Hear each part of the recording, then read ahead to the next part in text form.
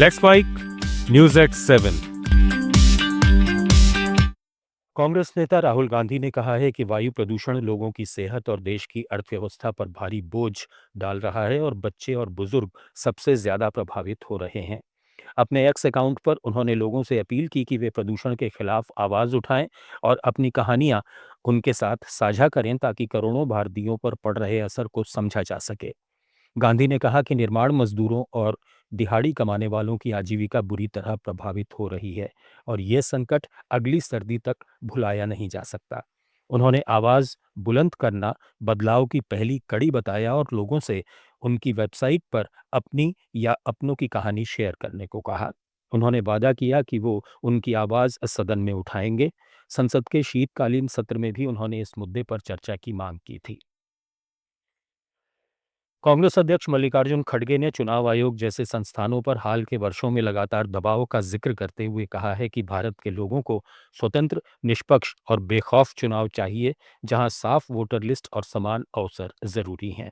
National voters day पर अपने x post में उन्होंने वोट चोरी और अनियोजित एसआईआर जैसी समस्याओं से लोकतंत्र को नुकसान पहुंचाने की बात कही और संस्थानों की स्वतंत्रता की रक्षा करने की जिम्मेदारी पर जोर दिया ताकि लोकतंत्र सिर्फ बचे नहीं बल्कि फले फूले। असम के जुबिन गर्ग समाधि क्षेत्र में करीब 16.5 लाख रुपए के कैश दान पर पारदर्शिता को लेकर सवाल उठे हैं। आरटीआई से मिली जानकारी के मुताबिक सितंबर 2025 से जनवरी 2026 तक दर्शकों से इकट्ठा किए गए सारे पैसे सिर्फ कैश में लिए गए, बिना किसी बैंक खाते या यूपीआई सिस्टम के। इनका रिकॉर्ड सिर्फ हाथ से लिखे रजिस्टर में है। शुरुआती हफ्तों में सरकारी कर्मचारी भी तैनात नहीं थे, जिससे जवाबदेही पर शक पैदा हो रहा है। आरटीआई दाखिल करने वाले राकेश हजारिका ने कहा कि असम के लोगों की भावनाओं से जुड़े इस जगह को संदेह से ऊपर रखने के लिए बैंकिंग और ऑडिट जैसे सुधार जरूरी हैं। भारत सरकार ने गणतंत्र दिवस 2026 की पूर्व संध्या पर पद्म पुरस्कारों की घोषणा कर दी है। इस साल कुल 45 लोगों को पद्म विभूषण, पद्म भूषण और पद्मश्री से सम्मानित किया जाएगा। सूची में कई गुमनाम नायक शामिल हैं। मध्य प्रदेश के बुंदेली युद्ध कला प्रशिक्षक भगवान दास रायकवार, जम्मू कश्मीर के सामाजिक कार्यकर्ता ब्रिजलाल भट्ट और महाराष्ट्र के 90 साल के आदिवासी तारपा वादक भीकलिया डिंडा को पद्मश्री से सम्मानित किया जाएगा। मुंबई की बाल रोग विशेषज्ञ आर्मिडा फर्नांडिस को एशिया का पहला मानव दूध बैंक स्थापित करने और शिशुओं के जीवन को बचाने में योगदान के लिए पद्मश्री मिलेगा। वहीं कर्नाटक के अंके गौड़ा, जो कभी बस कंडक्टर थे, उन्होंने दुनिया का सबसे बड़ा निःशुल्क पुस्तकालय पुस्तक माने स्थापित किया है। सरकार ने बताया कि इस साल पद्म पुरस्कार उन लोगों को भी दिए जा रहे हैं जिन्होंने स्वास्थ्य सेवा, शिक्षा, आजीविका और सामाजिक विकास में अपनी जिंदगी समर्पित की है।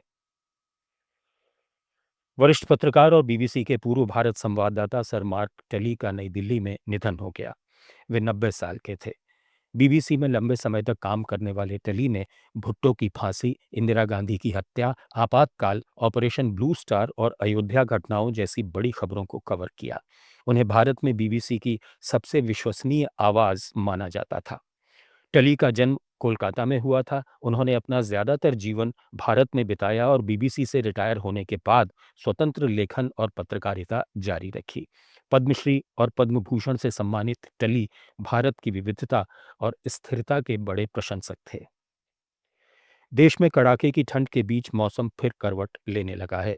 अगले 36 घंटे में 11 राज्यों में तेज हवाओं के साथ भारी बारिश की चेतावनी जारी की गई है। बिहार, उत्तर प्रदेश, दिल्ली, राजस्थान, हरियाणा, पंजाब, उत्तराखंड, हिमाचल, जम्मू कश्मीर, लद्दाख और केरल में तूफानी बारिश होने की संभावना है। इस दौरान हवा की रफ्तार 70 किलोमीटर प्रति घंटे तक पहुंच सकती है। उत्तर भारत के 21 जिलों में शीतलहर की चेतावनी जारी है। यूपी के गोरखपुर, प्रयागराज, अयोध्या, मथुरा और अन्य जिलों में सुबह के समय कोहरे के साथ ठंड बढ़ने की संभावना है। राजस्थान और मध्य प्रदेश के कई जिलों में भी हल्की से मध्यम बारिश हो सकती है। मौसम विभाग ने लोगों से वाहन चलाते समय सावधानी रखने और हाईवे और ऊंचे इलाकों में तेज हवाओं और बिजली गिरने के खतरे से सतर्क रहने की अपील की है। न्यूज एट 7 में फिलहाल इतना ही। बने रहिए लेट्स माइक के साथ। आप सुन रहे थे Let's Mic more than radio. Follow कीजिए हमें हमारे सोशल मीडिया प्लेटफॉर्म्स पर।